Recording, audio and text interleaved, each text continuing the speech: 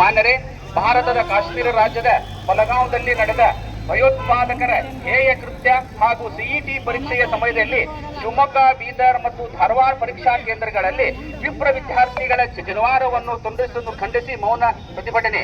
ಈ ಮೇಲೆ ಕಾಣಿಸಿದ ವಿಷಯಕ್ಕೆ ಸಂಬಂಧಿಸಿ ದಿನಾಂಕ 22/4/2025 ಕಾಶ್ಮೀರದ ಬಲಗಾಂವದಲ್ಲಿ ಉಗ್ರಗಾಮಿಗಳು ತಮ್ಮ ಉಗ್ರ ಕೃತ್ಯವನ್ನು ಪ್ರದರ್ಶಿಸಿ ನಮ್ಮ ಭಾರತ ದೇಶದ ಅಮಾಯಕ ಪ್ರವಾಸಿಗರನ್ನು ಕೆಣಕಿ ಮತ್ತು ಅವರ ಧರ್ಮವನ್ನು ಕೇಳಿ ಹಿಂದೂಗಳೆಂದು ಖಚಿತಪಡಿಸಿಕೊಂಡು ಅವರನ್ನು ಅತ್ಯಂತ ಹೀನಾಯವಾಗಿ ಕೊಲೆ ಮಾಡಿದ್ದು ಖಂಡನಾರ್ಹ. ಇದನ್ನು ಅತ್ಯಂತ ಬಲವಾಗಿ ಖಂಡಿಸುವುದರೊಂದಿಗೆ ಇಡೀ ಭಯೋತ್ಪಾದನಾ ಚಟುವಟಿಕೆಗಳನ್ನು ಖಂಡಿಸಲಾಗುವುದು. ಭಾರತ ಶಾಂತಿಪ್ರಿಯ ರಾಷ್ಟ್ರ. ಇಂತಹ ಶಾಂತಿಪ್ರಿಯ ರಾಷ್ಟ್ರದಲ್ಲಿ ಭಯೋತ್ಪಾದನಾ ಉಗ್ರಗಾಮಿಗಳು